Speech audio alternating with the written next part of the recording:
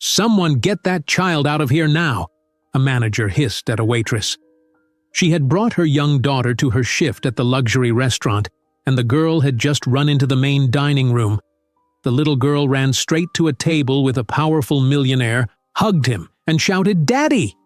The entire restaurant stared in disbelief, ready to see the mother fired on the spot. What they didn't know was, this man was about to change her life forever. But before we dive into the full story, let me know where you're watching from and what time it is. Now, subscribe to the channel, and let's get started. "Mommy, is Mr. Bubbles allowed to come to your work?" Maya asked, clutching her worn teddy bear to her chest. Sarah Jones looked at the clock on her nightstand. 6:35 in the morning. Her heart sank as she held her cell phone to her ear, listening to Mrs. Rodriguez explain between coughs that she had the flu and couldn't watch Maya today. "I'm so sorry, sweetie," Sarah said, hanging up the phone and sitting on the edge of her bed. "Mrs. Rodriguez is sick. Mr. Bubbles might have to come with us today." Sarah ran her fingers through her honey-brown hair, her mind racing. She couldn't miss work. Rent was due in 3 days, and Mr. Peterson, the manager at the Golden Palace, had already warned her about taking time off. Her 5-year-old daughter Maya watched her with wide hazel eyes, waiting for an explanation. "Is Mrs. Rodriguez okay?" Maya asked, her small face filled with concern. "Yes, honey. She just has a bad cold." Sarah reached for her phone again. "Let me call some friends to see if anyone can watch you today." Sarah called everyone she knew. Denise next door was working a double shift at the hospital. Her friend Lisa was in court all day. Her cousin Tom lived too far away. After 6 calls with no luck, Sarah faced the truth. She had to bring Maya to the restaurant. "Listen carefully, Maya," Sarah said as she helped her daughter get dressed. "Today you're coming to Mommy's work, but it's very important that you stay super quiet in the break room. My boss doesn't allow kids at the restaurant." Maya nodded solemnly. "I'll be quiet as a mouse, Mommy. Promise." Sarah packed Maya's pink backpack with coloring books, crayons, snacks, and Mr. Bubbles. They took 2 buses across Queens to Manhattan, arriving at the service entrance of the Golden Palace at 9:45. "Remember what we talked about?"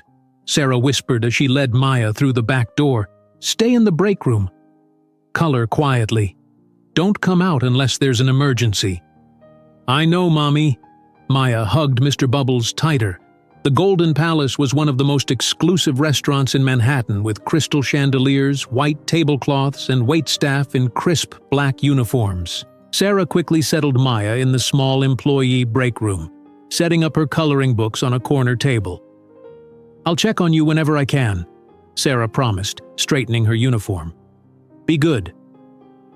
In the kitchen, the staff was buzzing with nervous energy.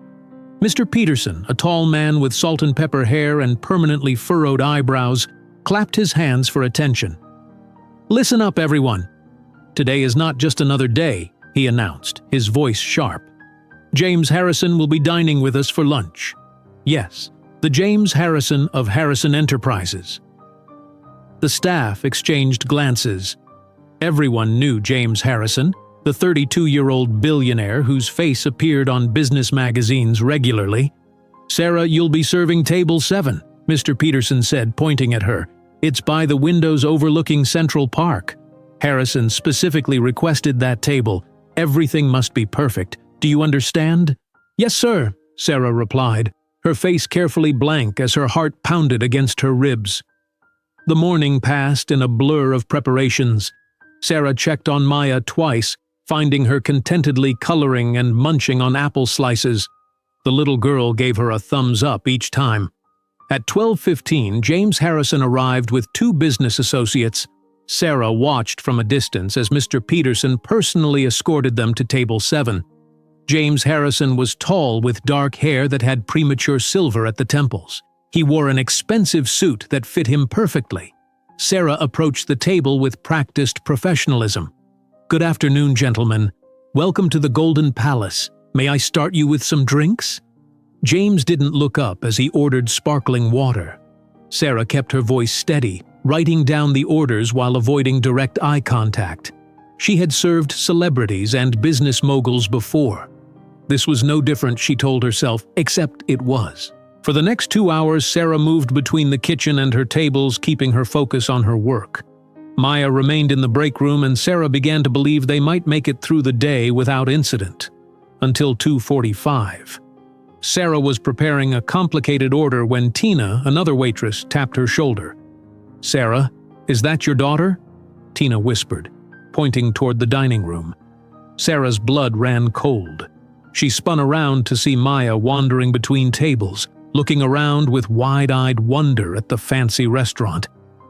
Before Sarah could move, Maya stopped dead in her tracks, staring at table 7. Maya's face lit up with recognition. "Daddy!" she screamed, suddenly running toward James Harrison. "Daddy! I found you!" The entire restaurant fell silent. Forks paused mid-air. Conversations halted mid-sentence. Every head turned toward the little girl who had thrown her arms around James Harrison's legs. James sat frozen, his water glass suspended halfway to his mouth, staring down at the child clutching his knees. Sarah rushed from the kitchen just as Mr. Peterson stormed across the dining room, his face flushed with anger. "Miss Jones!" he hissed. "Remove this child immediately!" Sarah reached Maya and gently pulled her away from James. "I'm so sorry, sir," she mumbled, not looking at him. "Maya, come with Mommy now." "But it's Daddy!" Maya insisted, pointing at James. "Look, Mommy, I found him!" James Harrison stood slowly, his blue eyes fixed on Sarah's face. "Sarah?" he said, his voice barely audible. "Is that really you?" Sarah finally looked up, meeting his gaze for the first time in nearly 6 years. The world around them seemed to fade away as they stared at each other, both unable to speak. "You two know each other?" Mr. Peterson asked, looking between them in confusion. James didn't answer. His eyes moved from Sarah to Maya and back again, the color draining from his face as understanding dawned. "How old are you, sweetheart?" he asked Maya, kneeling down to her level. "I'm 5, Maya said proudly, holding up 5 small fingers. "My birthday was in November." James did the math in his head, his eyes widening. He looked up at Sarah, who stood rigid with one hand on Maya's shoulder. "Is she—" he began, unable to finish the question. Sarah nodded once, tears filling her eyes. "Yes," she whispered. "She is." The business associates at table 7 exchanged uncomfortable glances. Other diners pretended not to watch while seeing everything. Mr. Peterson looked like he might explode. "Miss Jones, I need to speak with you immediately," Mr. Peterson said through clenched teeth. "Mr. Harrison, I deeply apologize for this interruption." "No apology necessary," James said, not taking his eyes off Sarah and Maya. "In fact, I'd like to speak with Sarah as well." Privately. Maya looked between the adults, sensing the tension but not understanding it. She reached for Mr. Bubbles, who had fallen to the floor in her excitement. "My Teddy knows you're my daddy," she said to James, holding up the bear. "I told him all about you." Sarah closed her eyes briefly, her carefully constructed world collapsing around her. 6 years of secrets exposed in an instant by a 5-year-old girl who simply recognized her father from a photograph hidden in a box under Sarah's bed. "Sarah," James said again, stepping closer. "We need to talk." James extended his hand toward Sarah. "Please, let's talk somewhere private." "I need to get back to work," Sarah said, her voice shaking. "I can't lose this job." Mr. Peterson cleared his throat. "Miss Jones, take the rest of the day off. We'll discuss this situation tomorrow." "I'll make sure she keeps her position," James said firmly to Mr. Peterson. "This isn't her fault." Sarah gathered Maya's things with trembling hands. Her daughter looked confused, still clutching Mr. Bubbles tightly against her chest. "Mommy, why are you crying?" Maya asked as they exited through the front door. Sarah quickly wiped her eyes. "I'm not crying, sweetie. It's just been a surprising day." James followed them outside, standing awkwardly on the sidewalk. "Can I call you?" We really need to talk about this." "Not now," Sarah whispered, flagging down a taxi. "I can't do this right now." "Please," James said, handing her his business card. "At least take my number." Sarah took the card without looking at it and hurried into the taxi with Maya. As they pulled away, Maya waved at James through the back window. "Bye, Daddy. See you soon." The next morning, Sarah's phone rang as she was getting Maya ready for preschool. She didn't recognize the number. "Hello? Sarah, this is James. I got your number from the Golden Palace." Sarah sat down on her bed. "How did you convince them to give you my personal information?" "I didn't give them much choice," James replied. "Listen, Mr. Peterson agreed not to fire you. I spoke with him last night." "I don't need your help," Sarah said sharply. "Maybe not, but Maya needs her mother to have a job." His voice softened. "Can we meet today? After your shift? The restaurant will let us use a private dining room." Sarah glanced at Maya, who was trying to put on her shoes by herself. "Fine. 7 o'clock. That evening, Sarah left Maya with Denise, her neighbor, and returned to the Golden Palace. The main dining room was busy with dinner service, but Mr. Peterson led her to a small private room in the back. James was already there, standing by the window. He turned when she entered. "Thank you for coming," he said. Sarah remained by the door. "I'm only here because I need to keep this job." "Please, sit down." James gestured to the chair across from him. They sat facing each other at the small table. Neither spoke for several moments. "She looks like you," James finally said. "She has your eyes." "She has your smile," Sarah replied before she could stop herself. James leaned forward. "Why didn't you tell me about her? Why did you disappear? I had a right to know I had a daughter." Sarah's hands tightened in her lap. "I tried to tell you. I wrote letters, many letters." "I never got any letters," James said, his voice rising. "One day you were there, and the next you were gone. No explanation, nothing." "Your parents," Sarah said quietly. "They came to see me after I found out I was pregnant." James stared at her. "My parents knew about the baby?" Sarah nodded. 3 weeks after I found out, they showed up at my apartment. They said I would ruin your future. They offered me money to disappear." "They did what?" James's face paled. "When I refused their money, they threatened me. They said they would use their connections to take the baby once it was born, that I would never see my child again." Sarah's voice broke. "I was 22, James. I was scared and alone." James ran his hand through his hair. "I looked for you. I hired investigators, but they never found you. I changed my name for a while. I moved to Baltimore, then to Philadelphia. I only came back to New York 2 years ago. My parents told me you left because you didn't want to be tied down to anyone," James said quietly. "That you weren't ready for a serious relationship." Sarah laughed bitterly. "And you believed them. They're my parents. I had no reason not to believe them." Their conversation was interrupted by a knock. The door opened and a man in an expensive suit entered. "Sorry I'm late, James. Traffic was terrible." The man looked at Sarah with cold, calculating eyes. "Michael Lawson, Miss Jones. I'm Mr. Harrison's attorney."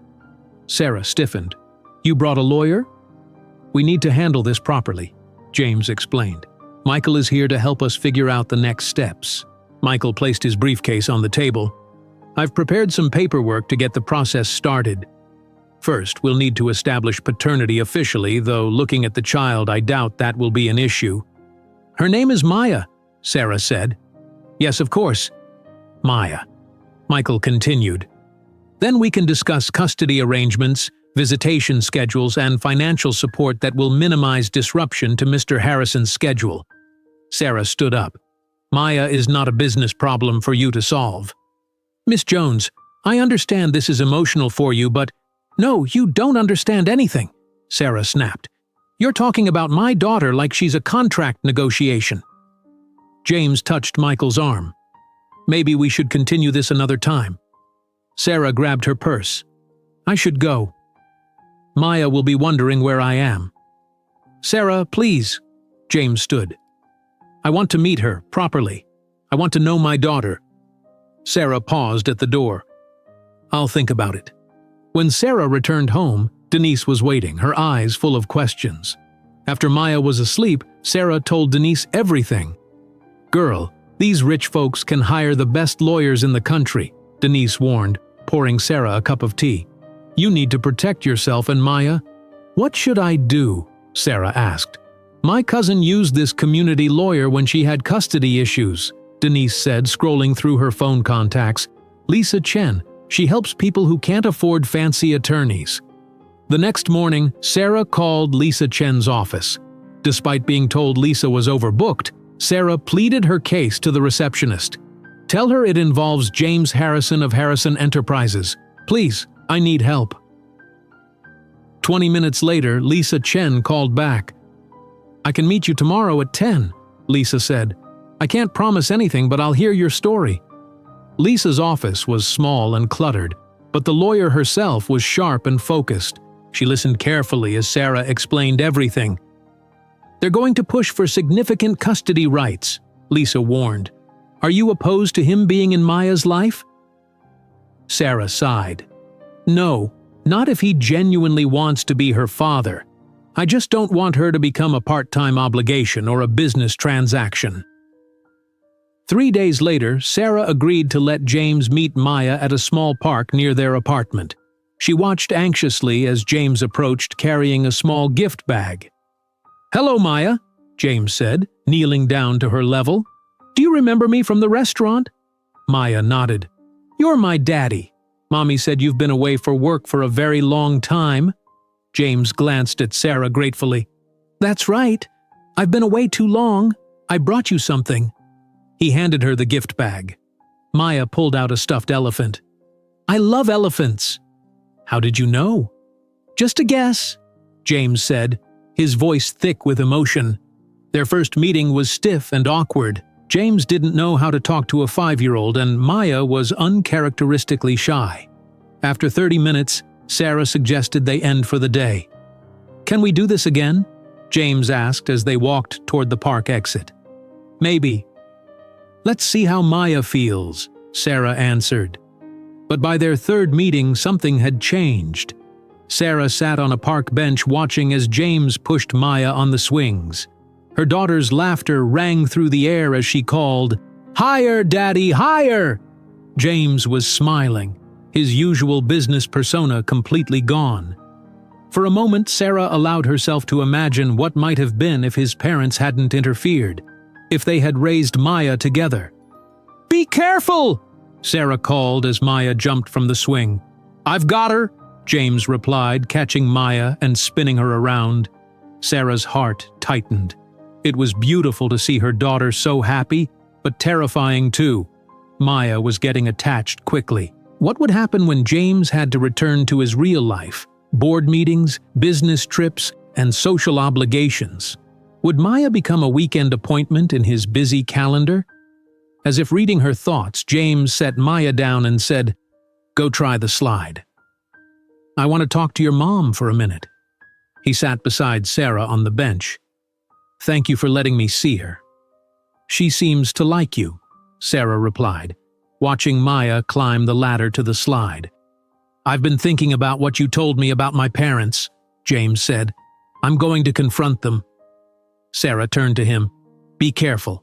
They're very good at getting what they want."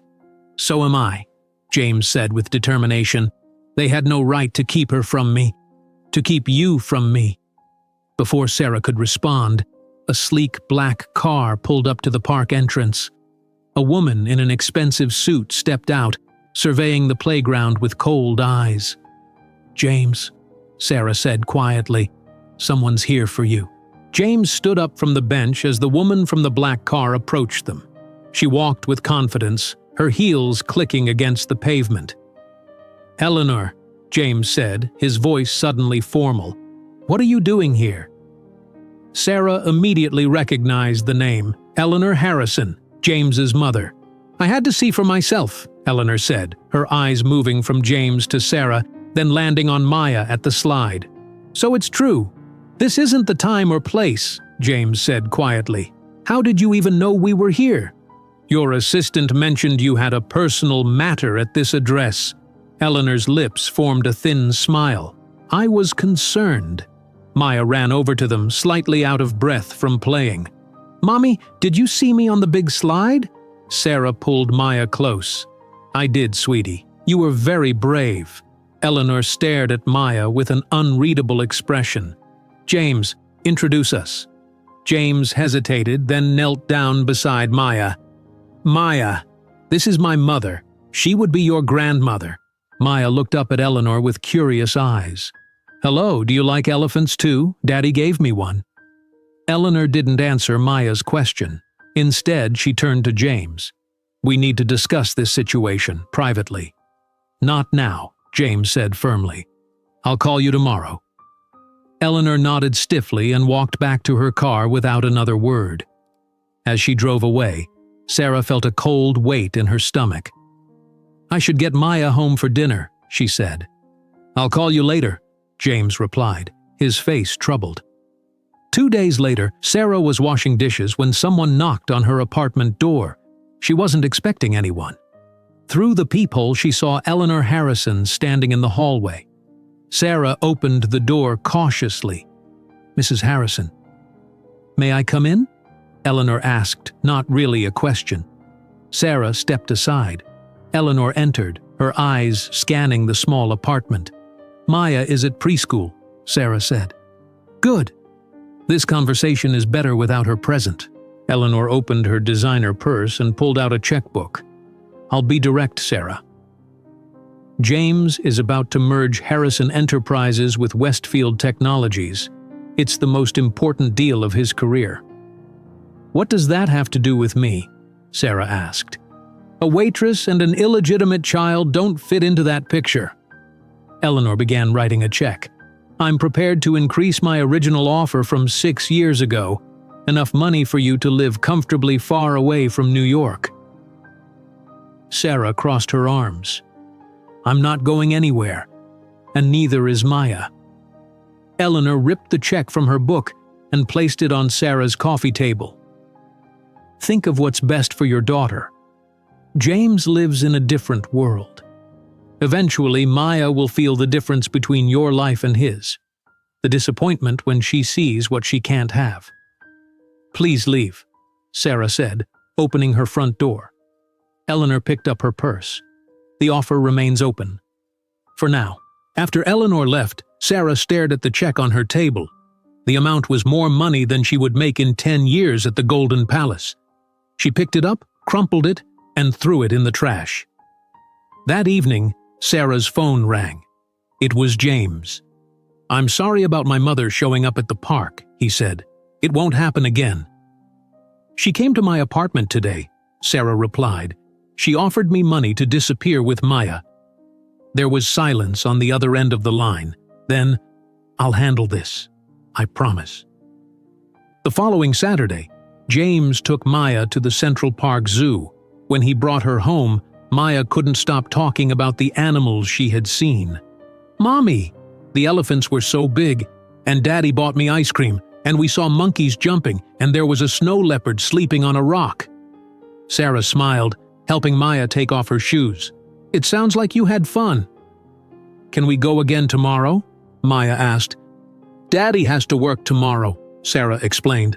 Actually, James said, I moved my meeting to Monday. If it's okay with your mom, we could go to the Children's Museum instead. Sarah noticed the change immediately. The James she had known years ago would never have rescheduled a business meeting, especially not for something personal. Over the next few weeks, James spent more and more time with Maya. He took her to places Sarah could never afford. The aquarium, a Broadway children's show, toy stores where Maya could choose anything she wanted. Sarah watched her daughter become increasingly excited about these outings, asking for Daddy more frequently. It both warmed and worried her heart. One Tuesday afternoon, James surprised Sarah by showing up at the Golden Palace during her shift. I need to talk to you, he said. It's important. Mr. Peterson gave Sarah a nod. Take 15 minutes, Miss Jones. They sat at an empty table in the corner. "I missed Maya's preschool art show today," James said, looking genuinely upset. "There was an emergency board meeting I couldn't reschedule." "It happens," Sarah shrugged. "She understands you're busy. But I don't want to be that father, the one who always misses important moments." James leaned forward. "I'm starting to question everything about my company, Sarah.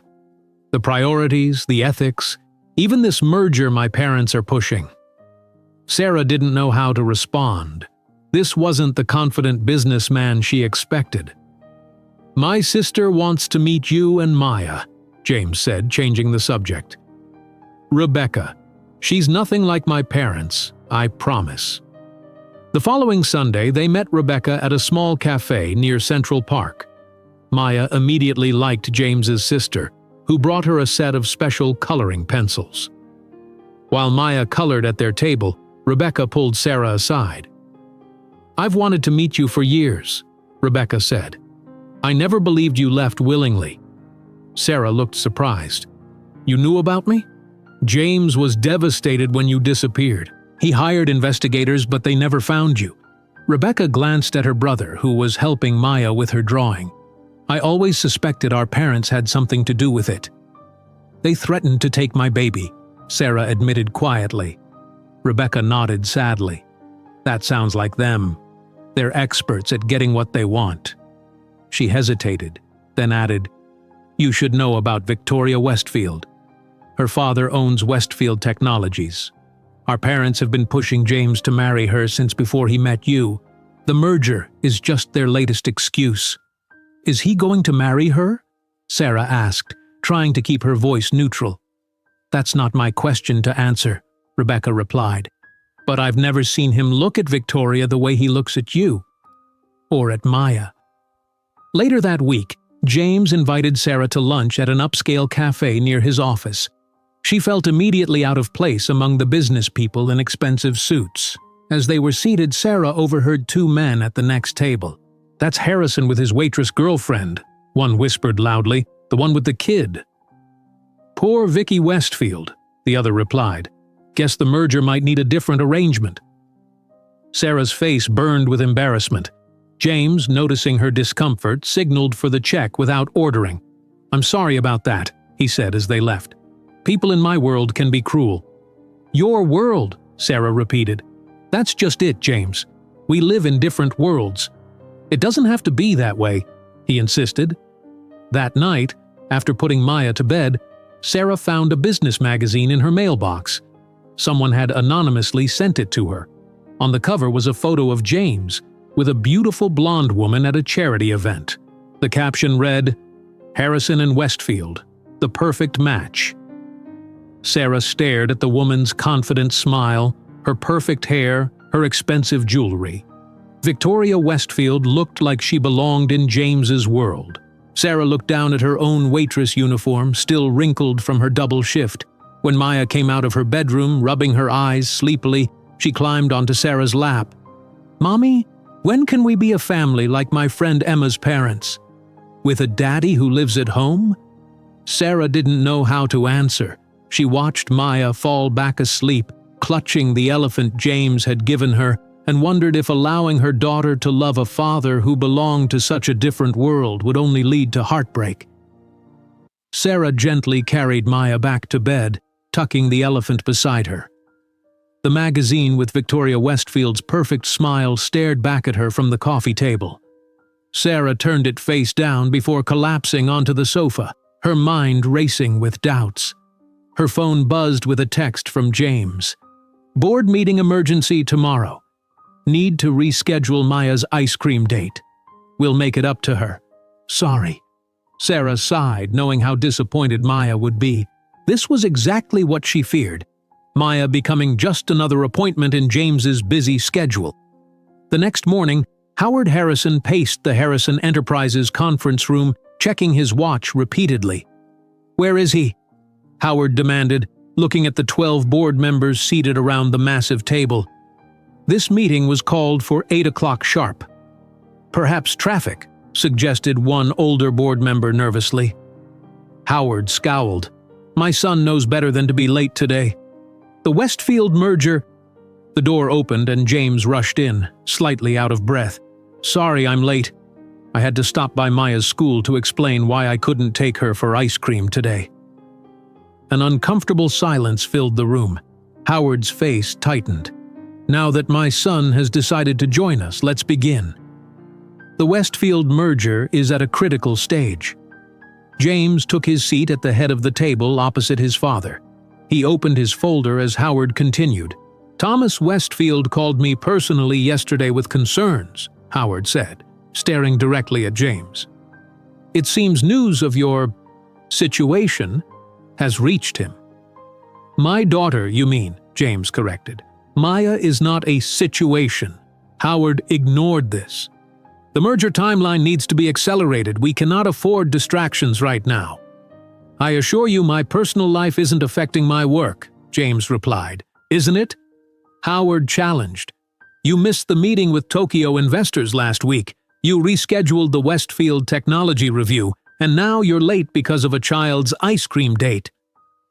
Board members exchanged uncomfortable glances as James straightened in his chair. I'm still fully committed to Harrison Enterprises, James said firmly, but I'm also committed to knowing my daughter. Howard's voice lowered.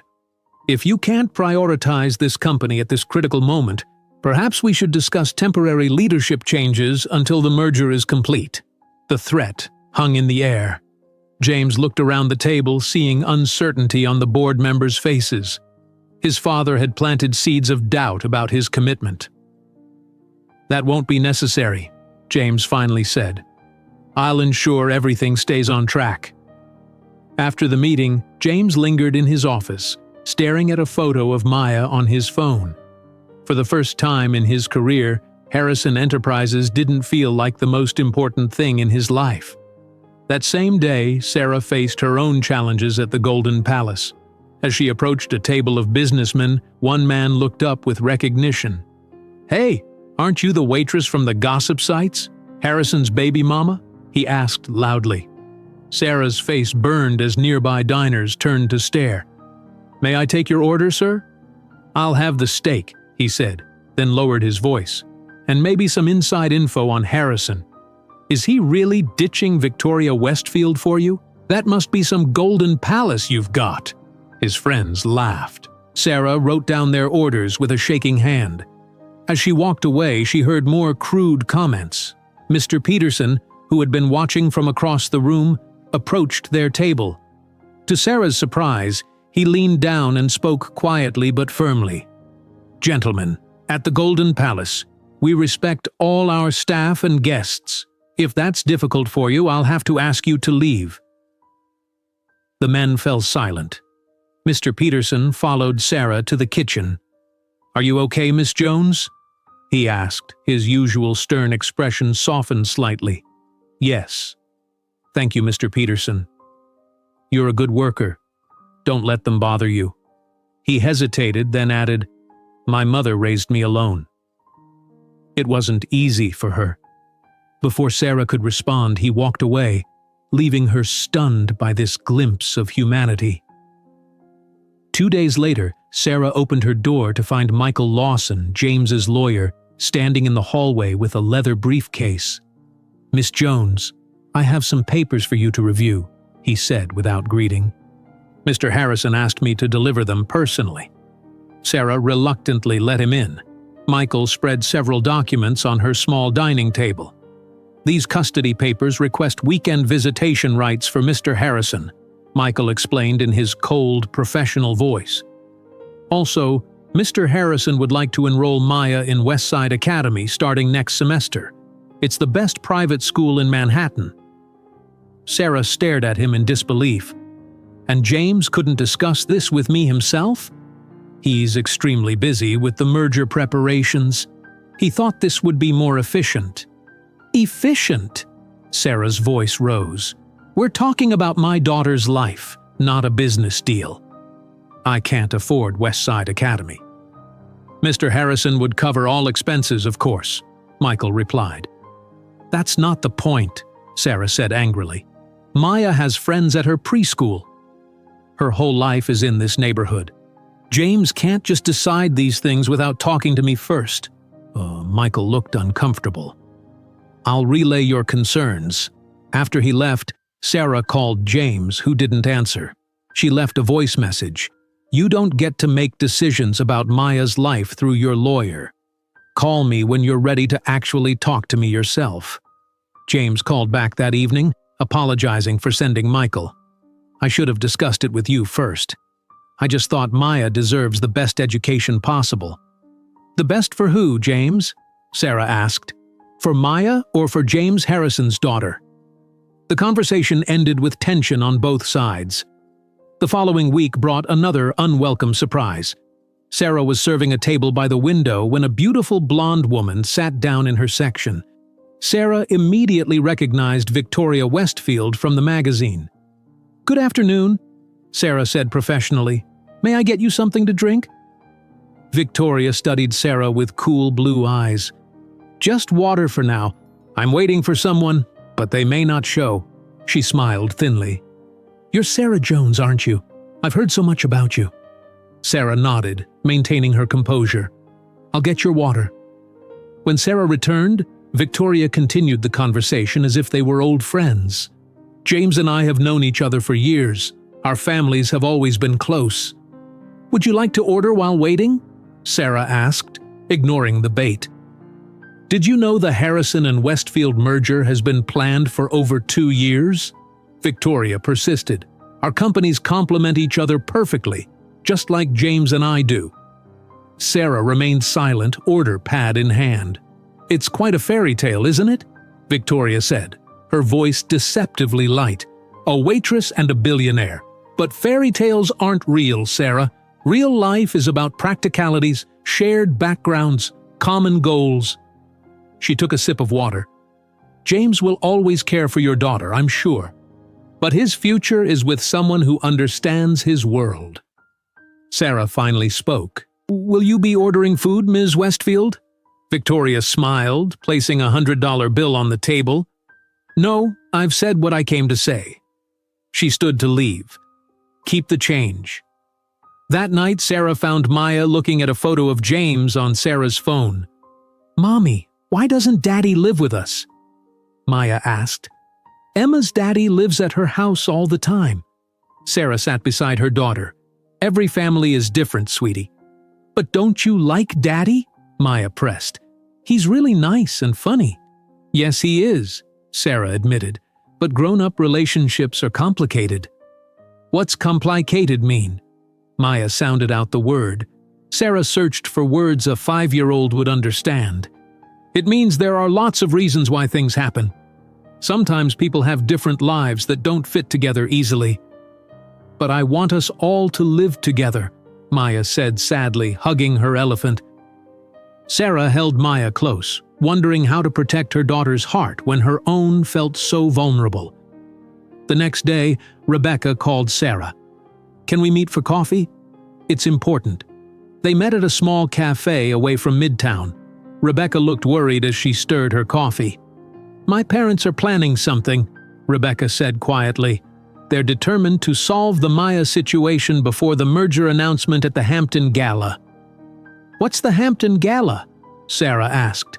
It's our family's annual summer party at their estate. All the important business people attend. They're planning to announce the merger there and… Rebecca hesitated.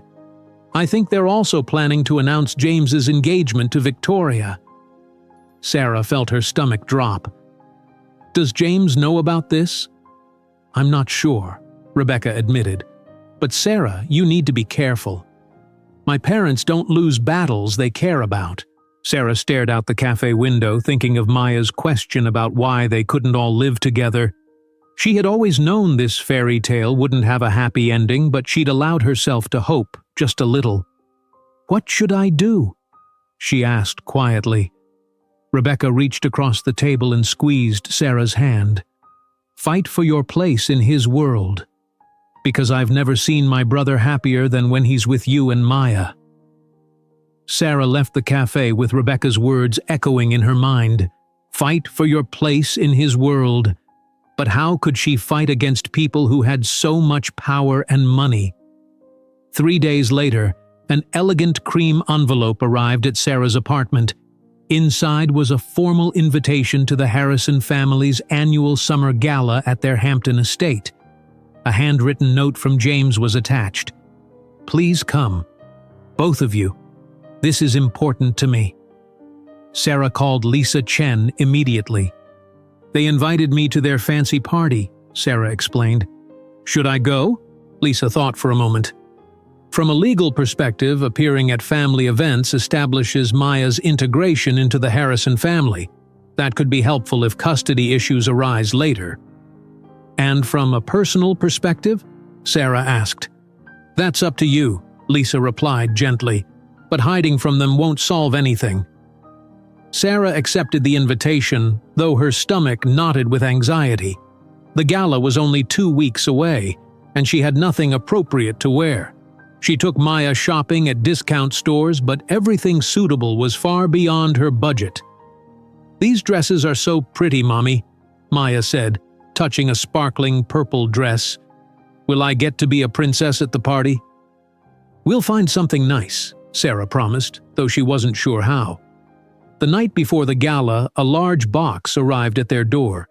Inside was the most beautiful blue gown Sarah had ever seen, along with a smaller purple dress that matched the one Maya had admired in the store. A note read simply, "From Rebecca, you deserve to shine."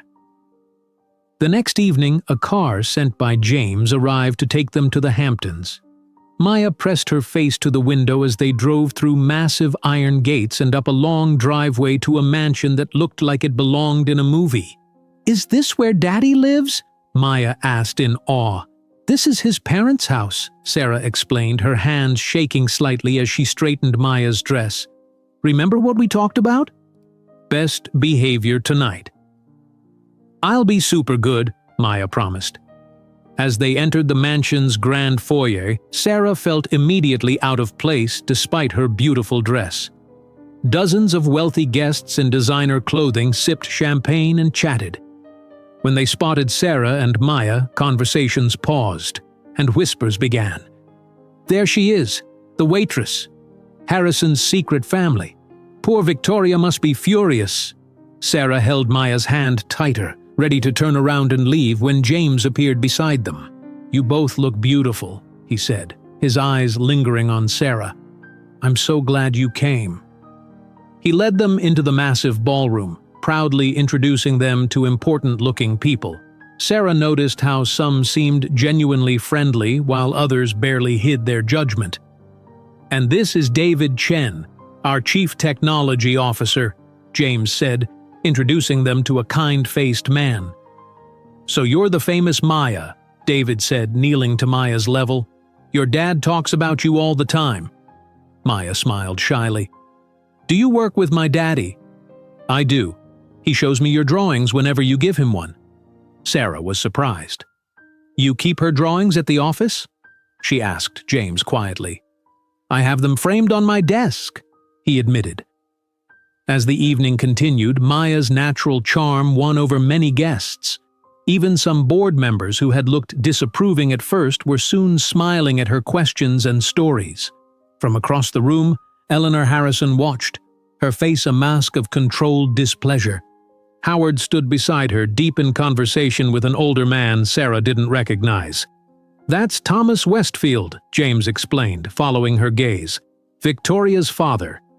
"Where is Victoria tonight?" Sarah asked cautiously. "Around somewhere? Does it matter?" Rebecca approached, elegant in a green dress. "Maya, would you like to see the garden fountain? It has colored lights." While Rebecca took Maya outside, James guided Sarah toward a quiet terrace away from the crowd. The summer night was warm, with stars visible above the manicured gardens. "Thank you for coming tonight," James said. "It means a lot to me." "Your sister helped convince me," Sarah admitted, "and she sent the dresses." James smiled. "Rebecca always had better judgment than the rest of us Harrisons." They stood quietly for a moment, watching the party through the glass doors. "This isn't my world, James," Sarah finally said. "Everyone here knows it." "Maybe it's not my world either," James replied. "Not anymore." Sarah looked at him, surprised. "Since finding Maya, finding you again, I've been rethinking everything," he continued. "The company, the merger, what I really want from life." "What do you want?" Sarah asked softly. James moved closer. "I want—" Music suddenly stopped inside, replaced by the sound of someone tapping on a microphone. Howard Harrison stood on a small stage at the front of the ballroom. "We should go back in," James said. "My father is about to give his annual speech." They returned as Howard began speaking. "Friends, colleagues, valued partners. The Harrison family welcomes you to our home to celebrate another successful year." Sarah watched Maya return with Rebecca, her daughter's eyes wide at the crowd's attention on Howard. "Today, I'm particularly proud to announce the finalization of our merger with Westfield Technologies," Howard continued. "This partnership will create the most innovative technology company in America." Applause filled the room. Howard raised his hand for silence. "And soon," he added with a smile, "we'll have another announcement about James's engagement to Victoria Westfield, solidifying our company's partnership."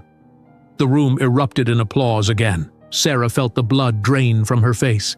She looked at James, who appeared completely shocked. "What?" he whispered. "I never—" Across the room, Victoria Westfield smiled triumphantly, accepting congratulations from nearby guests. Eleanor Harrison stood beside her, nodding approvingly. Sarah couldn't breathe. The room seemed to spin around her. Without thinking, she pushed through the crowd to Maya, grabbed her hand, and headed for the door. "Sarah, wait!" James called after her. "I didn't know about this." But Sarah kept walking, pulling a confused Maya along with her. "Mommy, why are we leaving?" Maya asked. "Is the party over?" "Yes, sweetie," Sarah said, her voice breaking. "The party's over for us." Outside, Sarah asked the driver to take them back to the city immediately. As they drove away, she saw James running down the driveway after them, but she didn't ask the driver to stop. The next morning, Sarah woke to her phone buzzing constantly with notifications. James had called 17 times and left multiple messages, all saying variations of the same thing. He had no knowledge of his father's announcement. He wasn't engaged to Victoria. He needed to talk to Sarah. She silenced her phone without listening to all the messages. When she went to get the newspaper outside her door, she froze. On the front page of the New York Daily News was a photo of her and Maya at the gala, alongside a picture of James and Victoria. The headline read, "Harrison's secret family and fiancé, double life exposed." Sarah dropped the newspaper and rushed back inside, drawing the curtains closed. Her phone rang again. James. She didn't answer. It rang again, Rebecca this time. Sarah hesitated, then answered. "Are you okay?" Rebecca asked without preamble. "No," Sarah admitted. "How could he do this?" "He didn't," Rebecca insisted. "James had no idea Dad was going to make that announcement. He's furious. He's been trying to reach you all night." "It doesn't matter," Sarah said tiredly. "Your parents won. This is exactly what they wanted, to show me I don't belong in your world. Sarah, I have to go. Maya will be up soon." Sarah hung up. When Maya woke, the first thing she asked was, "Can we visit Daddy today?" Sarah sat on the edge of Maya's bed. "Not today, sweetie." "But why? I want to see the fountain again." "Daddy is very busy," Sarah explained, the words painful to say. "Sometimes grown-ups have important work to do." "More important than us?"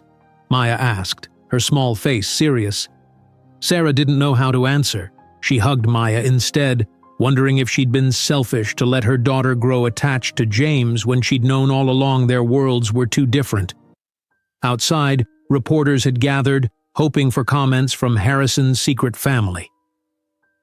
Sarah kept the curtains closed and ignored their knocks, feeling trapped in the small apartment that had once felt like a safe haven. For 3 days, Sarah kept Maya inside their apartment to avoid the reporters. When they finally left, she returned to work, facing even more curious stares and whispers at the Golden Palace. "Don't pay attention to them. Mr. Peterson told her as she tied on her apron. "Just do your job." Sarah nodded gratefully. "Thank you for not firing me through all of this." "You're my best waitress," he said simply, then walked away. After her shift ended, Sarah found James waiting beside her car in the restaurant parking lot. "Please talk to me," he said.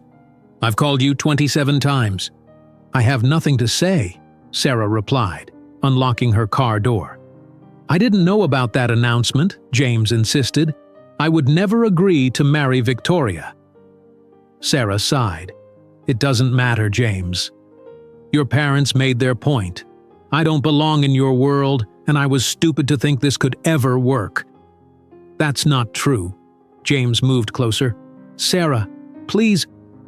"I have to pick up Maya from Denise's," Sarah cut him off, getting into her car.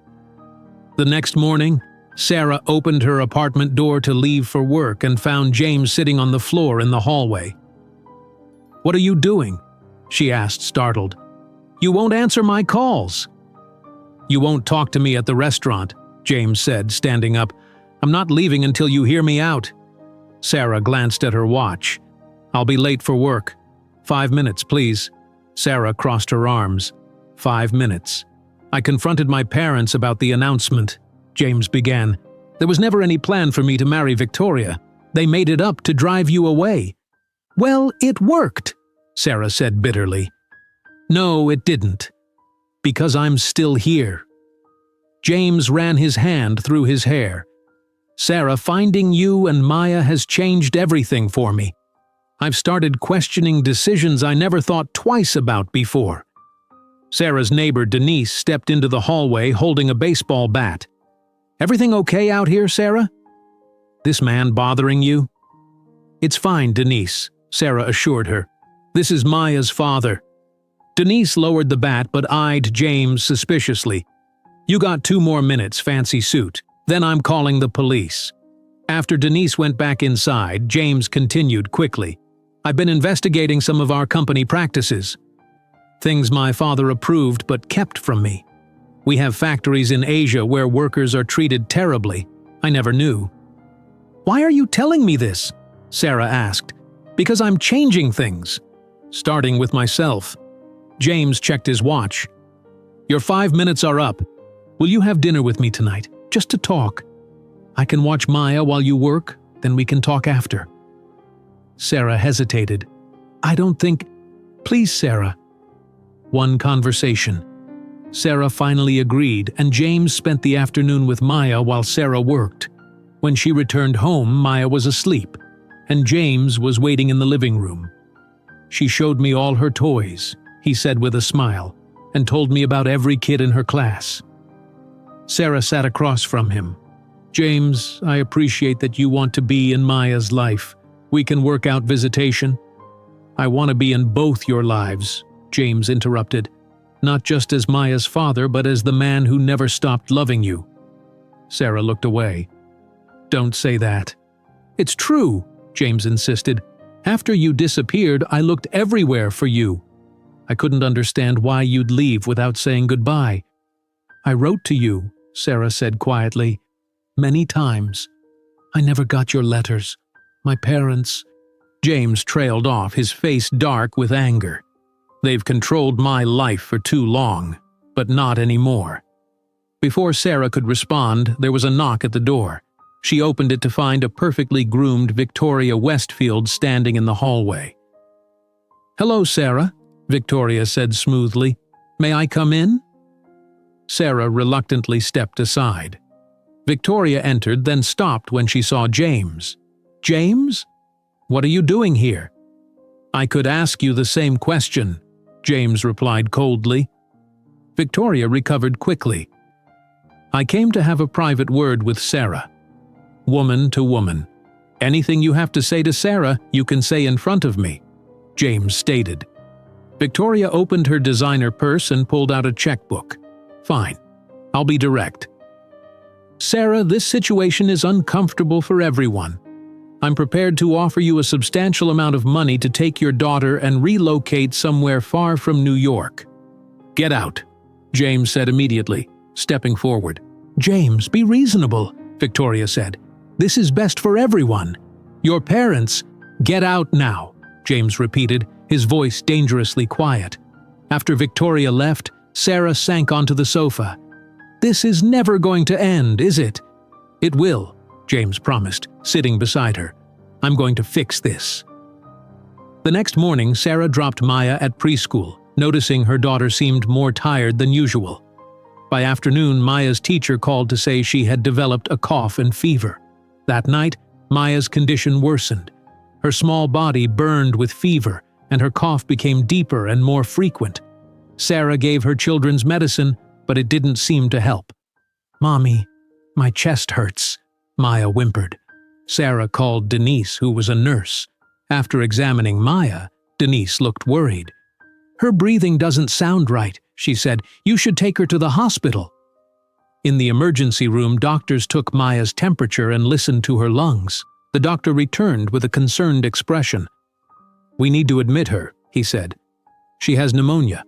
Her oxygen levels are low." Sarah's world narrowed to the small hospital bed where Maya lay, connected to machines and IV fluids. She looked so tiny and fragile under the hospital blankets.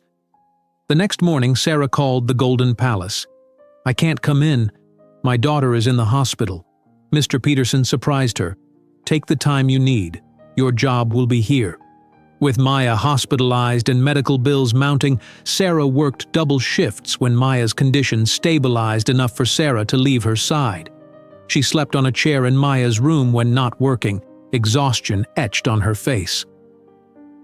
On the fourth day, Sarah returned from a morning shift to find James sitting in the hospital waiting room. "What are you doing here?" she asked tiredly. "The hospital called me," James explained. "You listed me as an emergency contact." Sarah vaguely remembered filling out forms when they admitted Maya, listing James as her father. "You didn't need to come."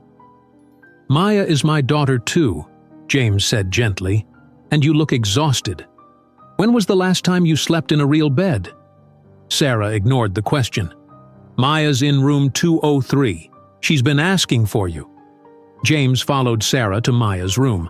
The little girl's face lit up when she saw him, despite her obvious illness. "Daddy, you came!" Maya's voice was weak, but her smile was bright. "Of course I came, Princess," James said, sitting beside her bed and taking her small hand. "How are you feeling?" "The doctor says I have pneumonia," Maya said carefully, "but I'm getting better." "That's good to hear." James smiled at her, then turned to Sarah. "You should go home, get some rest. I'll stay with her." "I'm fine," Sarah insisted. "You're not," James said firmly. "You can barely stand up. Go home, shower, sleep for a few hours. I promise I won't leave her." Too exhausted to argue, Sarah reluctantly agreed. When she returned 6 hours later, she found James reading a story to Maya, who had fallen asleep holding his hand. "Any change?" Sarah whispered. "The doctor came by." "Her oxygen levels are improving," James replied quietly. Sarah sat on the other side of Maya's bed. "Thank you for staying with her." "Sarah," James said, his voice serious, "I've made a decision. I've resigned as CEO of Harrison Enterprises." Sarah stared at him. "What? Why would you do that?" "I transferred leadership to David Chen. You met him at the gala. He's a good person who cares about more than just profits." James looked down at Maya. "I won't be part of a company or a family that asks me to deny my daughter or the woman I love." "James, you can't give up your company because of us." "I'm not giving it up. I'm still the majority shareholder, but I'm going to start something new, something better." James reached across the bed for Sarah's hand. "I've spent years building a business when I should have been building a life that matters." Sarah was speechless. Before she could respond, the door opened and Eleanor Harrison walked in, looking uncomfortable and carrying a wooden box. "Mother," James said coldly, "what are you doing here?" Eleanor's eyes moved to Maya, asleep in the hospital bed. Something in her hard expression softened slightly. "How is she?" Eleanor asked quietly. "She's getting better," Sarah answered, surprised by the genuine concern in Eleanor's voice. Eleanor nodded, then held out the wooden box to James. "I came to give you this. I should have done it years ago." James took the box and opened it. Inside were dozens of envelopes, all addressed to him in Sarah's handwriting. Some were yellowed with age, others still sealed. "You kept her letters?" James looked up at his mother in disbelief. "All this time?" "Yes," Eleanor admitted. "I intercepted them. You were never supposed to know about the baby." Sarah reached across and took one of the envelopes. It was dated 6 years ago, shortly after she'd discovered she was pregnant. "I wrote to you every week at first," Sarah said to James. "When you never answered, I thought you didn't want anything to do with us." James turned to his mother, anger building in his expression. "How could you do this? You lied to me for 6 years. You kept my daughter from me." Eleanor looked away. "We thought we were protecting you." "No," James said firmly. "You were protecting yourselves and your plans for me. But that's over now." Eleanor shifted uncomfortably under James's angry stare. She looked at the sleeping child in the hospital bed, then back at her son. "I came to make things right," she said quietly, starting with returning these letters. "It's too late for that," James replied, his voice tight with anger. "James, please." "I think you should leave," he interrupted. Eleanor nodded, turning to go. At the door, she paused and looked back at Sarah.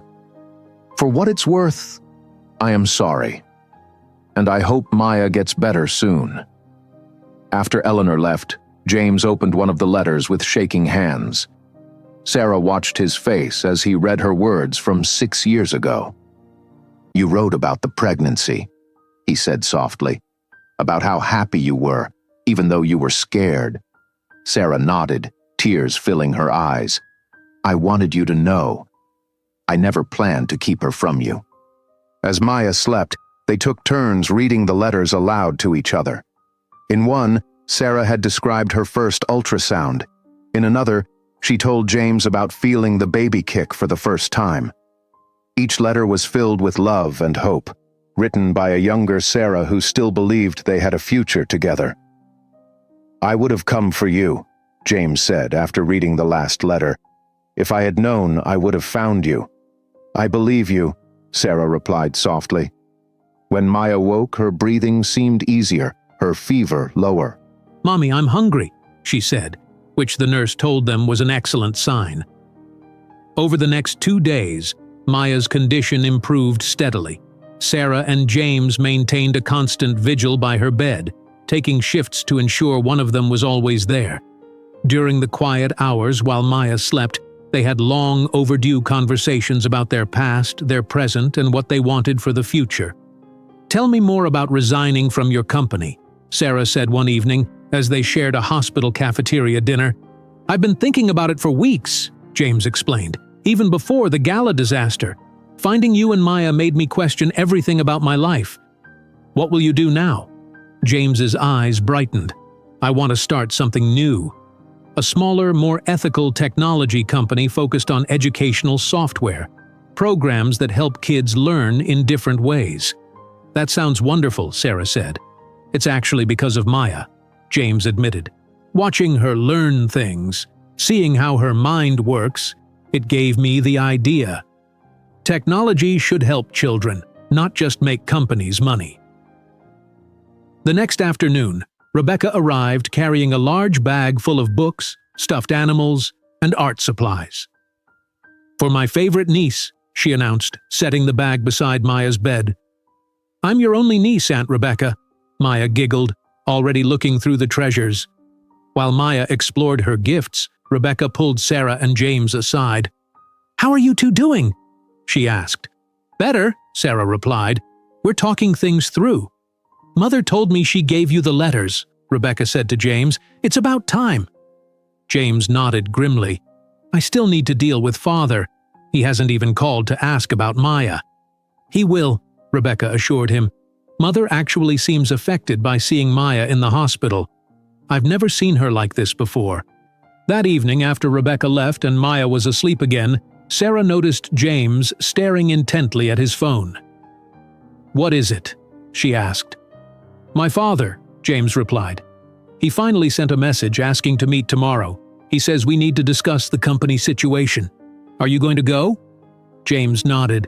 "I need to make my position clear. I won't let them interfere in our lives anymore." "Our lives?" Sarah repeated softly. James looked up at her. "Yes, our lives. If you'll let me be part of yours again." The next morning, while Maya was having tests, James left to meet his father at the Harrison family home in Manhattan. He returned 3 hours later, his face tight with anger but also relief. "How did it go?" Sarah asked as he sat beside her in the hospital waiting room. "About as well as expected," James said. "I told him I wouldn't return to the company unless things changed dramatically. I gave him an ultimatum: accept you and Maya as my family or lose me entirely. What did he say? At first, he tried to convince me I was making a mistake, then he got angry." James took a deep breath. "But then he admitted something. The investigators I hired after you disappeared, they actually found you." Sarah stared at him. "What?" "My father paid them to tell me they couldn't find you. He knew where you were the whole time." James's hands clenched into fists. "All those years I thought you had chosen to disappear. You were just a few hours away." "I can't believe they would go that far," Sarah whispered. "I can," James said bitterly, "but it's over now. I made it clear that my relationship with them depends on how they treat you and Maya." 2 days later, Maya's doctor announced she could go home. Her lungs were clear, and her fever was gone. "She'll need rest for another week," the doctor explained. "No school or physical activities yet." While preparing for discharge, Sarah received a call from Lisa Chen. "How's Maya doing?" Lisa asked. "Much better. Coming home today." "That's great news. Listen, Sarah, we need to discuss legal protections for Maya. With everything that's happened, it's important to establish clear rights and responsibilities." Sarah glanced at James, who was helping Maya pack her toys. "Yes, you're right. When can we meet?" "How about tomorrow afternoon at my office?" "I'll be there," Sarah promised. After hanging up, Sarah explained the call to James. "Legal protections?" he asked, frowning. "You don't trust me to take care of Maya." "It's not about trust," Sarah explained gently. "It's about making sure Maya is protected no matter what happens. Between us, between you and your family, anything." James looked hurt but nodded. "I understand. I'll come with you to the meeting." "Thank you," Sarah said, relieved he wasn't angry. As they left the hospital, Sarah worried about returning to her small apartment. Maya needed rest and quiet, but the reporters might still be watching their building. James seemed to read her thoughts. "I have an idea," he said as they reached his car. "I own a small beach house in Long Island. It's quiet, private. No one would bother us there." "I don't know." Sarah hesitated. "I'd need to take more time off work." "Mr. Peterson already told you to take the time you need," James reminded her. "Maya needs to recover somewhere peaceful." "What about your new company plans?" "They can wait a few days," James said. "This is more important." Sarah finally agreed. They stopped briefly at her apartment to pack clothes and necessities, then drove to Long Island. The small beach house turned out to be a beautiful 2-story home right on the water, with large windows facing the ocean. "You call this small?" Sarah asked as they pulled up.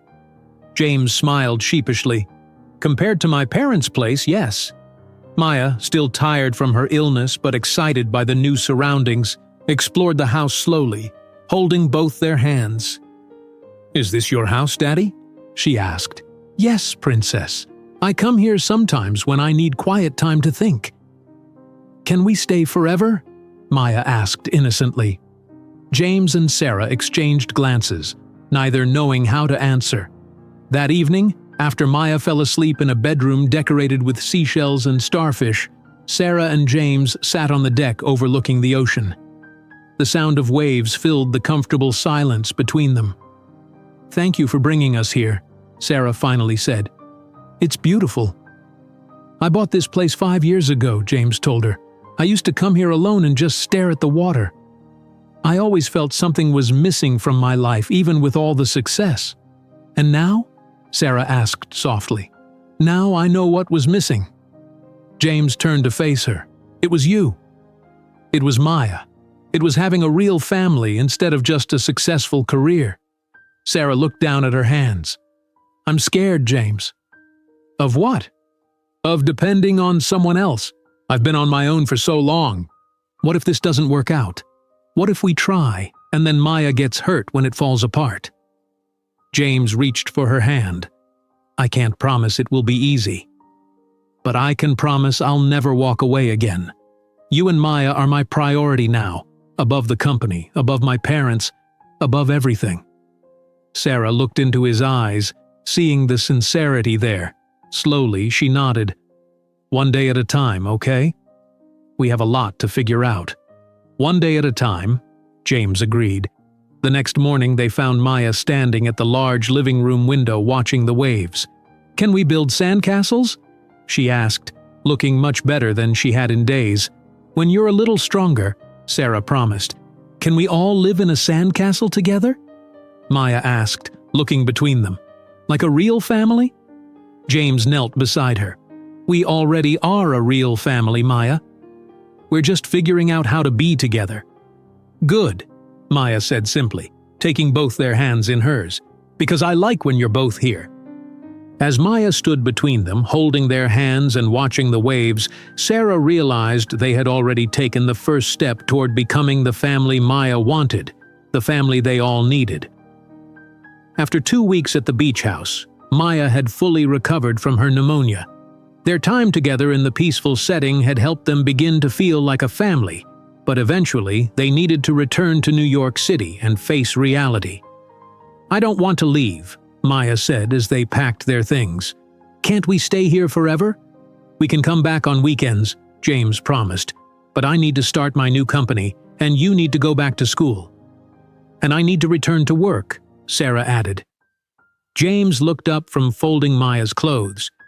You know you don't have to go back to waitressing right away. I can help with expenses until you decide what you want to do next. Sarah shook her head firmly. I appreciate that, but I need to keep my job at the Golden Palace. My independence isn't negotiable, James. James nodded, understanding this was important to her. I respect that, but if you ever want to make a change, just say the word. Upon their return to the city, James officially announced his resignation from Harrison Enterprises at a press conference. Reporters shouted questions about his secret family, but James kept his answers focused on the company. I'm leaving the company in the capable hands of David Chen, he told the press. I remain a major shareholder, but I'm ready for new challenges that better align with my personal values. That evening, Sarah invited Denise over for dinner to thank her for her help during Maya's illness. James cooked for them, surprising Sarah with his kitchen skills. Where did you learn to cook like this? Sarah asked as he served perfectly grilled salmon. During my bachelor years, James replied with a smile. I got tired of takeout. And Denise watched them interact, noticing how comfortable they seemed together. So what happens now? She asked directly. Are you two living together? What's the plan? Sarah and James exchanged glances. We're figuring things out, Sarah said. Right now, I'm still at my apartment, and James is staying at his place. But we're looking for something new, James added. A fresh start. The next day, they began touring neighborhoods, looking for a home that would work for all of them. James wanted to buy a luxurious penthouse in Manhattan, but Sarah felt it was too extravagant and too far from Maya's school. What about Brooklyn?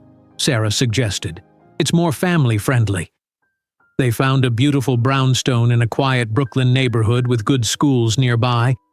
It had 4 bedrooms, a small backyard, and a home office for James.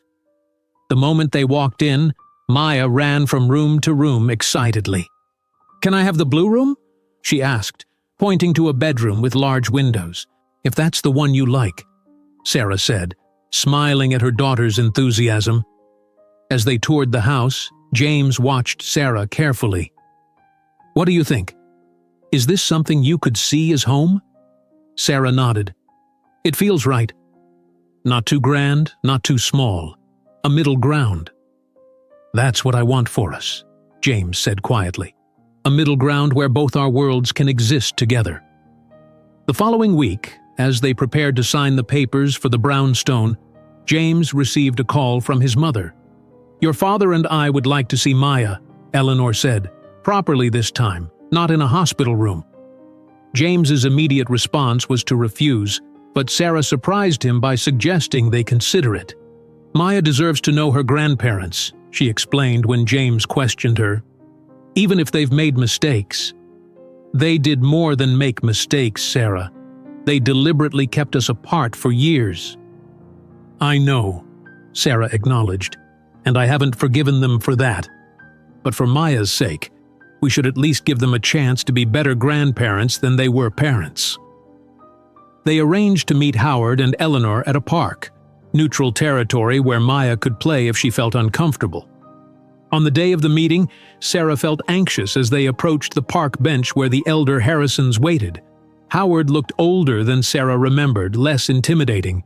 Eleanor wore a casual outfit, the first time Sarah had seen her in anything other than formal attire. "Thank you for coming," Eleanor said, her usual confident tone replaced by something almost nervous. Howard stood awkwardly, then knelt to Maya's level. "Hello, Maya. I'm your grandfather, Howard." Maya looked at him curiously. "Do you like chess? Daddy says you taught him to play." Howard's face brightened. "I love chess. Would you like to learn?" To everyone's surprise, Howard pulled a small travel chess set from his jacket pocket. He and Maya sat at a nearby table where he patiently began teaching her the names of the pieces. "I didn't expect that," James admitted quietly. Eleanor watched her husband with Maya. He's been practicing what to say to her for days. He even bought books about connecting with grandchildren. Sarah noticed how Eleanor awkwardly tried to engage with Maya, bringing her a juice box when she looked thirsty, asking careful questions about her school and friends. The older woman's usual polish seemed diminished by genuine effort. Later that week, James suggested they begin attending family therapy. "We have a lot of baggage to work through," he explained. "Not just between us, but also how to handle my parents, how to co-parent effectively. I want us to build the strongest foundation possible."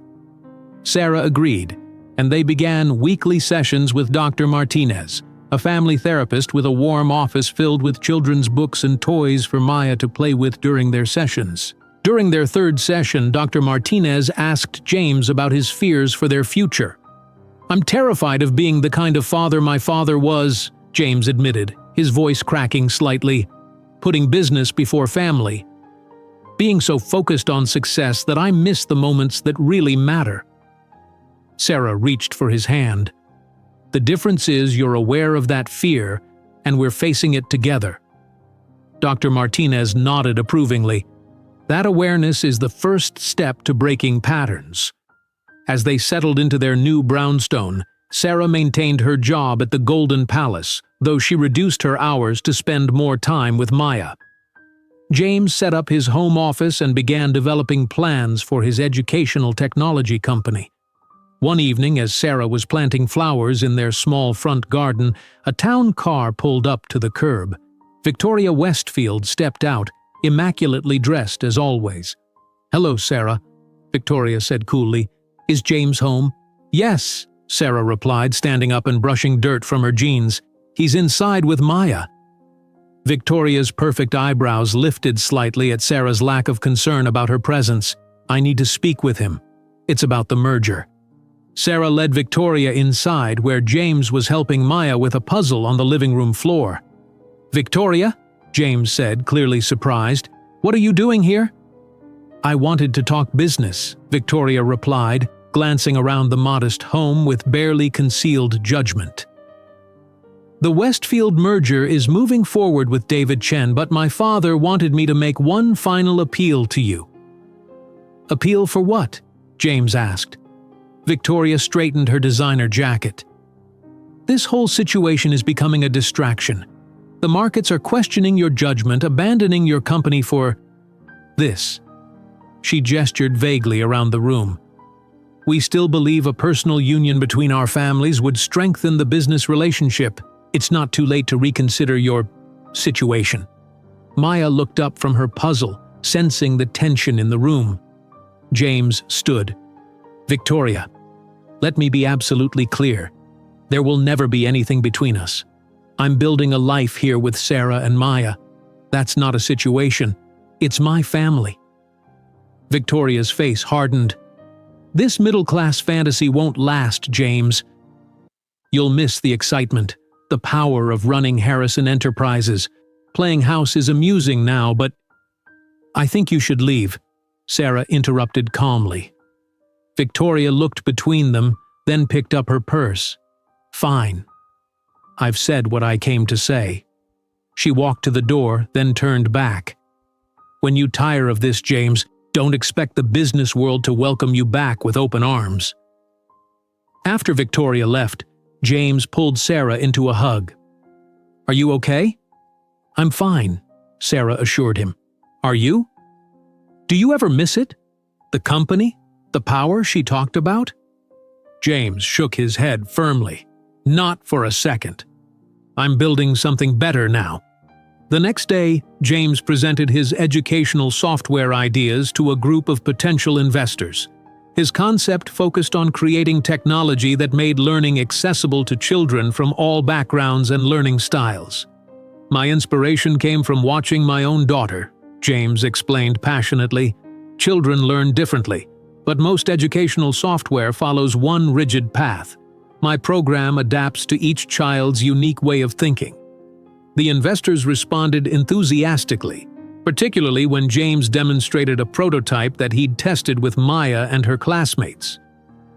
We'd like to fund your initial development phase, said one investor, a woman who specialized in educational startups.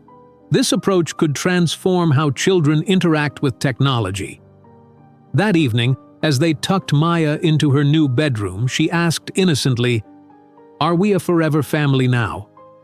James and Sarah exchanged glances, both understanding the weight of the question. "We're working on forever," Sarah told her gently. "But what matters is that we love you, and that won't ever change." Maya seemed satisfied with this answer, hugging her elephant close as she drifted off to sleep. In their own bedroom later, James and Sarah talked about Maya's question. "What do you think about forever?" James asked quietly. Sarah took his hand. "I think we're building it day by day, and so far it's pretty good." James smiled, pulling her close. Pretty good is just the beginning. As the weeks passed, James and Sarah's relationship grew stronger in their new Brooklyn home. One evening, while Maya was asleep upstairs, they sat at the kitchen table surrounded by papers and notebooks. "I've been thinking," James said, tapping his pen against a blank page. "We should use some of my money to help others." Sarah looked up from her laptop. "What kind of help are you thinking about?" "Something meaningful. Something connected to your experience." James reached for her hand. "What if we created a foundation focused on supporting single parents and their children?" Sarah's eyes widened. "That's actually a wonderful idea." "You lived the struggle," James continued. "You know what would have helped you when Maya was little.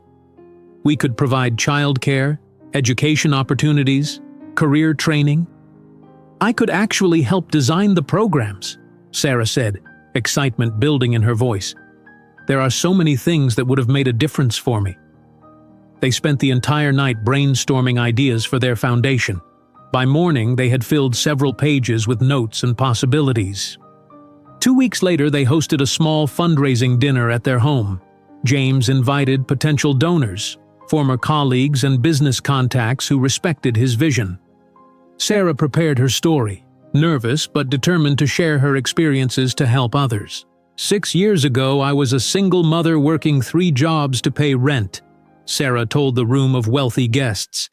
"I missed moments of my daughter's life because I had to work. I skipped meals so she could eat. The programs we want to create would give parents like me a chance to not just survive, but build better futures for their families." By the end of the evening, they had secured enough initial funding to launch the Harrison Foundation. "That was incredible," James said after the last guest left. "The way you spoke. Everyone in that room felt your story." "I was terrified," Sarah admitted, "but it felt good to turn my struggles into something that might help others." Their first major project took shape when James approached Mr. Peterson with an unusual proposal. "You want to do what with my restaurant?" Mr. Peterson asked, his bushy eyebrows raised in surprise. "Not take it over," James clarified as they sat in the Golden Palace after closing hours. "We want to partner with you. Convert part of the space into a training facility where single parents can learn culinary and business skills." Sarah leaned forward. "They would train during the day when the restaurant is normally closed. We'd cover all renovation costs and pay instructor salaries." Mr. Peterson was silent for a long moment. "Who would teach them?"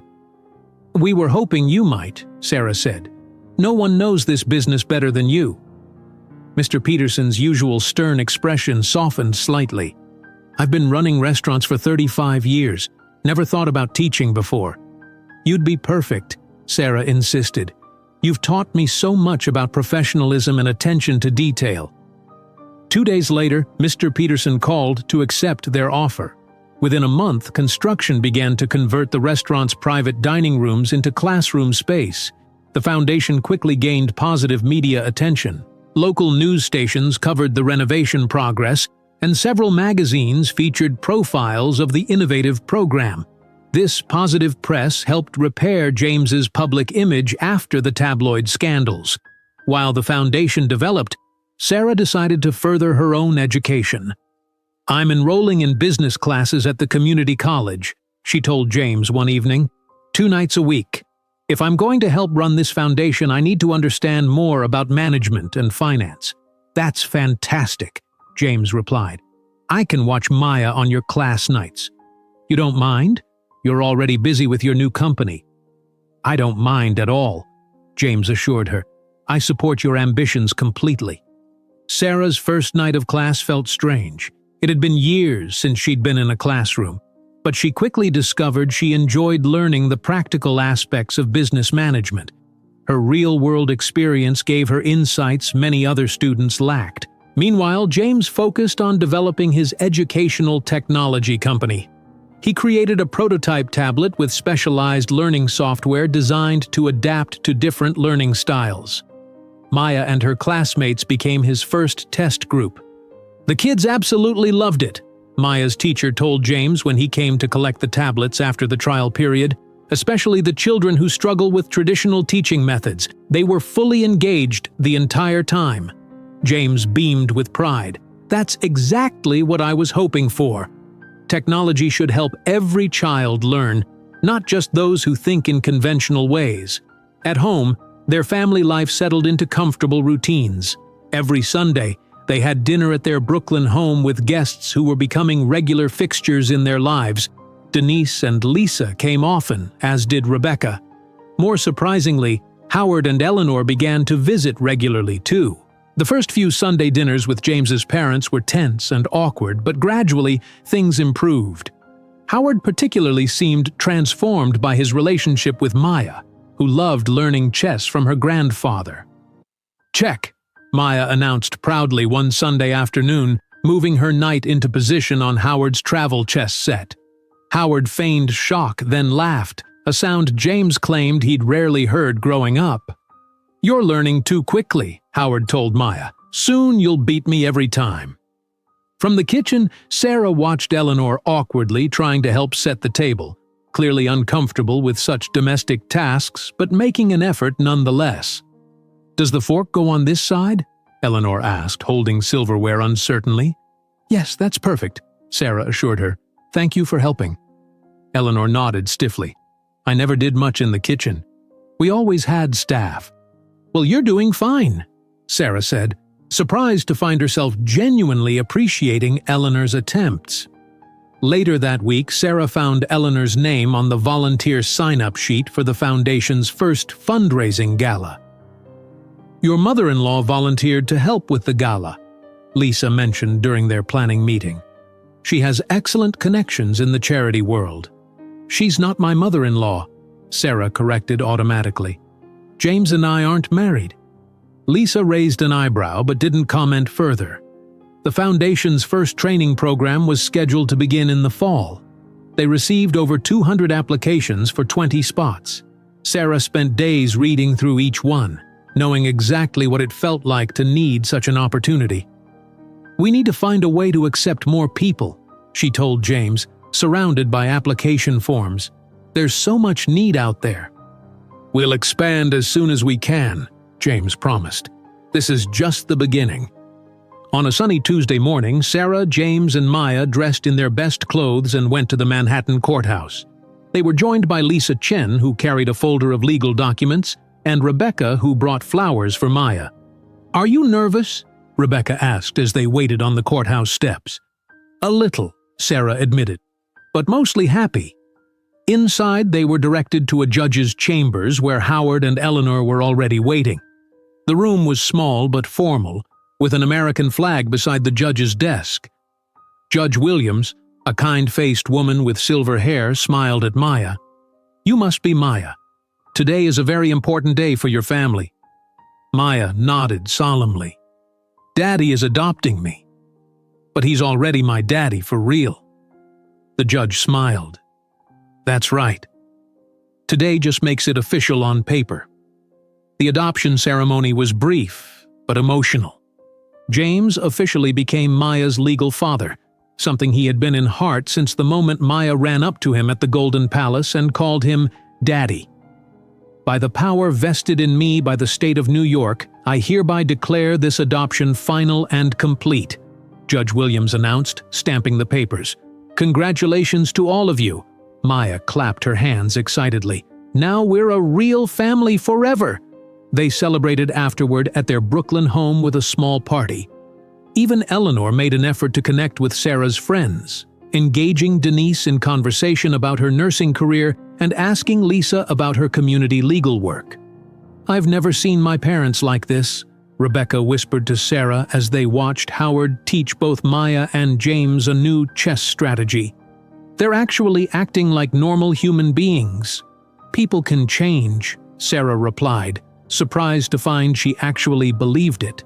That night, after everyone had gone and Maya was asleep, Sarah found James in his home office, looking at adoption certificate. "Thank you," he said when she entered. "For what?" Sarah asked, sitting beside him. "For letting me be Maya's father. Legally, officially, in every way." James took her hand. "This past year has given me everything I never knew I needed." Sarah leaned her head against his shoulder. "Me too." 1 month later, James knelt in front of Sarah in their living room, holding a small velvet box. "I've been planning to ask you this for weeks," he said nervously. "Sarah Jones, will you marry me?" Sarah stared at the simple but elegant diamond ring. "James, Before she could answer, Maya came running into the room in her pajamas. "Say yes, Mommy." "I helped Daddy pick the ring." Sarah laughed, looking between Maya's excited face and James's hopeful one. "Yes," she said finally. "Yes, I will marry you." As James slipped the ring onto her finger, Maya clapped her hands. "When are we getting married?" James looked at Sarah. "Whenever and wherever you want." Sarah thought for a moment. "What about the Golden Palace?" "That's where our story really began." "Perfect," James agreed. "I'll talk to Mr. Peterson tomorrow." The Golden Palace closed for a private event exactly 1 year after Maya had recognized her father in the restaurant. The elegant dining room was transformed with wildflowers and candles, creating a warm, intimate atmosphere far different from its usual formality. Maya practiced walking down the makeshift aisle between the tables, carefully dropping flower petals from a small basket. "Am I doing it right, Aunt Rebecca?" she asked, looking up at James's sister. "You're perfect," Rebecca assured her, adjusting the flower crown in Maya's dark hair. "Just remember to walk slowly, like we practiced." In a small back room that normally served as Mr. Peterson's office, Sarah wore a simple white dress that fell softly to her ankles. Denise helped pin fresh flowers in her honey-brown hair. "I can't believe this is happening," Sarah said, looking at her reflection. "A year ago, I was just trying to keep my job and take care of Maya. And now you're marrying a billionaire," Denise teased. "I'm not marrying him for his money," Sarah replied seriously. Denise squeezed her shoulder. "I know that. And more importantly, he knows that." Meanwhile, James adjusted his tie in another room, with Howard standing awkwardly nearby. "Son," Howard began hesitantly, "I want you to know I'm proud of you." James looked up in surprise. His father had rarely expressed pride in anything James had done. "Thank you," James said carefully. "Not for the business success," Howard continued, "for having the courage to build the life you wanted, even when your mother and I fought against it." He looked down at his hands. "I was wrong about Sarah, about many things." James nodded, accepting this rare admission without further comment. As guests began to arrive, Sarah peeked out from her room. Lisa Chen came with her husband, smiling broadly. Mr. Peterson greeted everyone in an unusually cheerful mood, wearing his best suit. To everyone's surprise, Howard and Eleanor Harrison entered the restaurant, Eleanor wearing a conservative blue dress and actually smiling at people she would have ignored a year ago. The small ceremony began with Maya walking down the aisle, dropping flower petals carefully as she'd practiced. James stood at the front, his face lighting up when he saw Sarah enter. She walked alone, choosing not to be given away by anyone, her steps confident as she joined James. "We decided to do things differently today," the officiant explained to the guests. "Sarah and James will exchange vows with Maya standing between them, symbolizing the family they've become." Maya took her place between her parents, holding both their hands as they shared their vows. "Sarah," James began, his voice slightly shaky. "A year ago, you walked into my life again by chance, but I'm staying by choice. I promise to love you and Maya every day, to be patient as we continue building our life together, and to never take either of you for granted." Sarah smiled, tears in her eyes. "James, you came back into our lives in the most unexpected way, but now I can't imagine life without you. I promise to trust in our future, to build something meaningful with you, and to remember that the best things sometimes come from the moments we least expect." After they exchanged rings, Maya was invited to speak too. "I promise to be a good daughter," she said seriously, "and to help you both when you're sad, and to pick up my toys." Laughter filled the restaurant as they officially became a family. During the reception, Mr. Peterson surprised everyone with a heartfelt toast. "I've been running the Golden Palace for 15 years, he said, his usual stern expression replaced by genuine warmth. "I've served presidents and movie stars, but I never saw anything as remarkable as what happened at Table 7 1 year ago." He raised his glass. "Sometimes the finest meals come from ingredients we never planned to combine." The meal was prepared by the first graduating class of the Harrison Foundation's culinary program, 15 single parents who had completed their training and were now employed at top restaurants across the city or starting their own food businesses.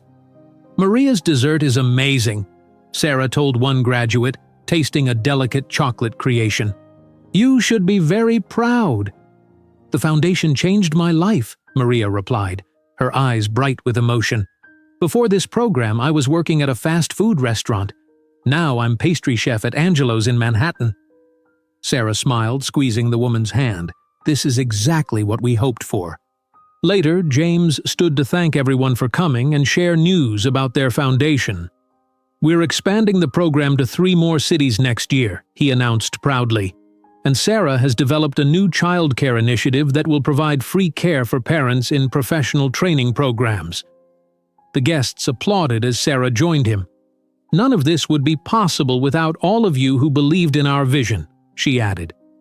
In a quiet corner, Howard sat with Maya, teaching her a new chess move. His face, usually serious and controlled, was animated as he explained the strategy to his granddaughter. Grandpa says I could be a chess champion someday, Maya told Sarah later. He's going to take me to a real chess tournament to watch. Eleanor, who had been awkward and stiff at first family gatherings, now moved comfortably among the guests. Sarah overheard her talking to Lisa about the foundation's next fundraiser. I've secured the Metropolitan Museum for the gala, Eleanor was saying, and I've already sold 20 tables to my charity contacts. Sarah marveled at how much Eleanor had changed, channeling her considerable social skills into supporting their foundation rather than maintaining her position in high society. As the evening continued, James pulled Sarah aside. I have a surprise for you, he said, leading her to table 7, the same table where Maya had first recognized him. I reserved this table for a special occasion, he explained. Maya joined them, climbing onto a chair. What's the special occasion? Sarah asked. James smiled. Tomorrow is exactly 1 year since Maya found me. I thought we could celebrate that anniversary too. The staff brought a small cake with a single candle. Maya blew it out, making a wish. What did you wish for? James asked. Can't tell or it won't come true, Maya replied solemnly. Then she grinned. But I already got my biggest wish when I found you, Daddy. How did you know it was him that day? Sarah asked curiously. You'd never met him before. Maya looked between her parents with a mischievous smile. I saw his picture in your special box under the bed, the one you thought I didn't know about. Sarah's mouth fell open. You found that box? When? A long time ago, Maya said proudly. I looked at Daddy's picture lots of times. I remembered his face. James and Sarah stared at each other in amazement, then burst out laughing. All this time, Sarah said, shaking her head, I thought it was just an incredible coincidence that she recognized you. Our daughter is pretty smart, James replied, his eyes filled with love for both of them. Later, as they prepared to leave, James wrapped his arm around Sarah's shoulders. Happy? He asked simply. Sarah nodded, watching Maya say goodbye to their guests. Very. It's been quite a year, and we're just getting started, James said, kissing her softly. As they left the Golden Palace hand in hand, with Maya skipping ahead of them, Sarah reflected on their unlikely journey. From a chance reunion in a fancy restaurant to building a family and a foundation that helped others, their story wasn't about overcoming differences in wealth or status. It was about choosing each other again and again despite every obstacle. Maya turned back to them, her face bright with happiness. Come on, Mom and Dad. Let's go home. Sarah and James followed their daughter into the warm evening, leaving the Golden Palace behind but carrying its legacy with them. The place where their family began, where a little girl's recognition changed everything, and where they had come full circle, stronger and more complete than they ever imagined possible. If you enjoyed today's video, I'm sure you'll love the next one. Don't waste time. Just click on the screen.